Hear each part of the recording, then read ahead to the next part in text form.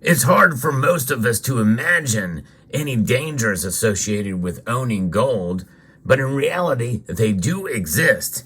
And we're going to talk about them in this video, as well as even greater risks that are out there that puts everything into perspective.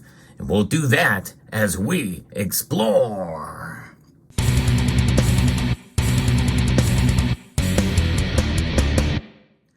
I believe this is an important topic because we have to understand that we cannot escape risk. It's always with us in life. It's one of those things we just have to learn. But we can't minimize our risk. And that's why many of us get into gold in the first place. But before we talk about the risk there are in owning gold, we have to first have an area of perspective. And that aura of perspective is something that is quite profound. We have to look at other areas of risk that are out there. And I guess first and foremost, we have to start out with this clean blank slate here. You'll notice it's white because we're going to be referencing something that is color-coded, and that is John Exter's invention. We'll get into that to help us to understand the risks that are involved with all of the financial obligations or assets that are out there. And the first part of it is the white. Yes, and many people think of white as being something that's kind of a clean light, but nonetheless it's open-ended, and that is part of what we're looking at here. I'm going to be referencing a piece here from Shift Gold that talks about the inverted pyramid of risk, known as the Exter pyramid. In the landscape of economic foresight, John Exter, a distinguished hard money advocate and former precious metals expert for the Fed, offers a model that resonates with the principles upheld by many of us in this community. Developed in the 70s, Exter's inverted pyramid of risk remains as relevant as ever, especially in assessing assets through the lens of counterparty risk. That is the idea we're talking about here. Counterparty risk is the biggest danger of all, but there's still risk in holding gold. I'm going to get to that later in the video. And so if we see it, the pyramid serves as a guide to comprehend the risk facing America, particularly in anticipation of what may be the most severe credit crisis in the coming decade or two, centered around the U.S. dollar crisis. And the U.S. dollar is kind of at the heart of everything in terms of the value of things. We measure it by the dollar. Of course, the dollar is losing value year over year. That's called inflation. So there's an element of risk there, but I'm getting ahead of myself because there's other things that happen before we get to what the dollar is and its role and its position in this inverted pyramid. Originating from the most illiquid and highest counterparty risk assets to the least risky and most liquid, layers of the inverted pyramid provide a unique perspective that builds from the mindset of a counterparty risk-sensitive investor. Now, we can see that the removal of any assets on the lower end and more narrow base will lead to the downfall of everything associated with it on the higher end, kind of like a collapsing Jenga tower. So the top of that pyramid is the white layer, which is derivatives and unfunded government liabilities. It comprises of assets marked with the utmost risk and volatility, encompassing derivatives such as options, CFDs, and futures. It's also the most boring because you're just looking at a white expanse here. Nothing to it. It's wide and ever-reaching, and there's really nothing backing it up. While these instruments arguably serve limited professional purposes like hedging and speculation, they are met with considerable skepticism. Any form of financial turbulence can not only wipe out participants' initial investment, but also entail additional losses. Warren Buffett notably dubbed them financial weapons of mass destruction. It's prudent for most to never engage with derivative financial products, echoing the wisdom found in the proverb, "Can a man take fire to his chest and his clothes not be burned?" Yes, indeed, very profound. Now we have the next part, and that is the private business equity, real estate, and non-monetary commodities. And the best representation of that would be these red cars here. Now, you can see there's different things, and they represent a much larger expanse here of other things like real estate, non-monetary commodities. This red layer includes genuinely productive assets and commodities for economic growth, and given their relation to the credit markets, they prove highly sensitive during a deflationary recession, as exemplified by the 2008 financial crisis, which probably would include automobiles as well.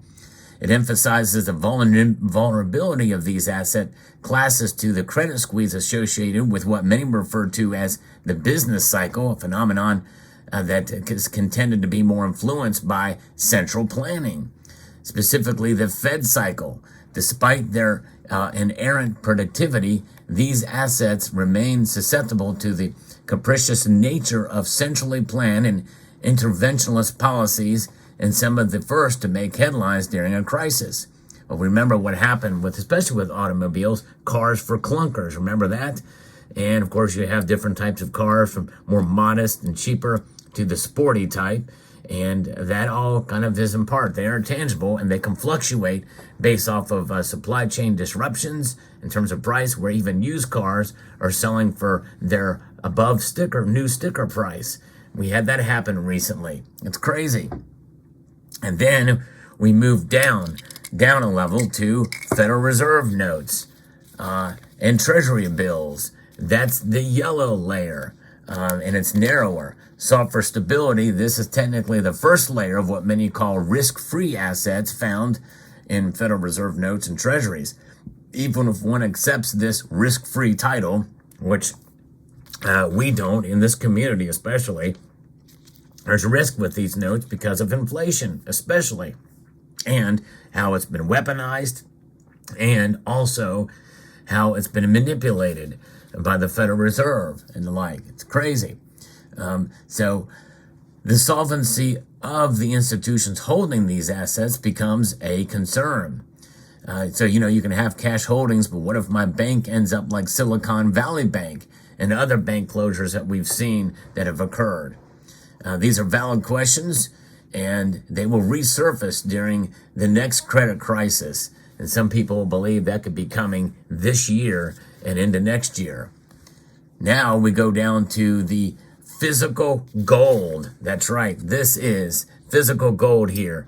And you can include silver as part of this as well, although I think to some extent silver is more risky. It is.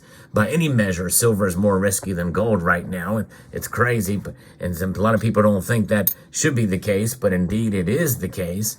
But nonetheless, at the foundational base of the pyramid, physical gold stands as the only liquid asset devoid of counterparty risk or credit risk, aligned with foundational principles that money should be gold's immutability, and the resistance to defaults, bankruptcy, devaluation, or a plunge to zero makes it unique as the last stand in a financial collapse. No question about that. Now, when we think of physical gold, we're looking at it in our hands, in our possession.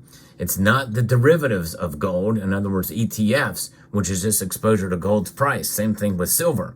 It is a metal that is held in your possession, but the risk still remains for the metal. That is single party risk. Not a lot of people talk about single party risk, but it is something that is very real, and it is something that should be addressed.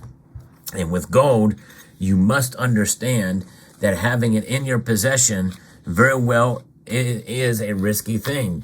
Not only in terms of the fact that it can fall, and in terms of the price that it could lower and go down. It will never go to zero, but indeed, even in this bull market we find ourselves in now for gold, there is no question that gold could in time go down in price. And that means if you have to sell it, you might actually lose money on your gold. Now, that is the price in dollars. That very well could happen. And if you need to have the most liquid asset out there, well, it's going to be cash. But we know cash has got counterparty risk, and because the counterparties are all over the place, whereas gold does not. But if you're ever working from within the marketplace, in other words, you have to sell your gold, you have to sell it based off of the spot price. That is a single party risk because you are the one that's responsible for buying and selling of your gold, and you're at the mercy of the markets, and so you are responsible for that, and whether or not you take cash for it or not. Holding on to it is a prerogative. That means that you are protecting yourself against instability, against economic instability. That's what wealth preservation is about. Now, the greater risk, the biggest single party risk to gold, though, and my feeling is not necessarily timing your buys and sells of the metal, because once you have it in your possession, well, you measure your wealth in ounces, not dollars. And I think a lot more people need to, and myself included, need to have that paradigm shift of thinking. But holding that gold in your possession, indeed, is risky, especially if you physically own it, personally, in your possession. And that risk is theft. That's right. Could it be taken from you? Could it be distorted in terms of its form by fire? I won't say it will go away, but if fire comes in and melts these two pieces together, then you still have a blob of gold, although it may not be at the purity that is desired and in the form that it is desired, such as a recognized American Eagle or a Pamp Suisse gold bar here. But there is some risk of that happening, although that is marginal because you still have the gold. It's just in a different form. It's in a blob, so to speak, for lack of a better term. But the other thing is theft. It's always prudent to have a good security if you're storing gold at home. And if you do store gold at another location with another individual or entity, well, that is counterparty risk with gold. And I have to deal with that. If you store it in a vault, then that is counterparty risk. But you are mitigating other risk to your person or to your home if you store it elsewhere. So those are things you have to think about. Those are the risks that you must assess with gold. And even though it is at the tip of the pyramid, and you have very minimal risk, it's a risk worth taking owning gold, considering all of the other institutions that are above that Exeter's pyramid that can collapse. And but nonetheless, gold is at the very tip of the pyramid and is the most stable. And so this is why it's good to have gold, and it's worth the risk to own gold for sure. So I hope you will consider gold if you haven't already, and I would think even more so than silver because of the price fluctuations in silver as being seen as a commodity by a lot of the markets. I think silver is undervalued. Most people feel the same way. It still holds many of the properties that gold has. It's just riskier in terms of its price fluctuation. That does not take away, though, from owning it, but I believe the ultimate spear, the tip of that pyramid, indeed is gold. So let me know what your thoughts are about this video. Hope you found, I wanted to kind of just give a little different perspective of gold in this way. So I hope you found this video informative, insightful, and educational. I would like to extend a multitude of gratitude to each and every one of you for taking the time to watch, and to encourage you to please rate, share, comment, and subscribe.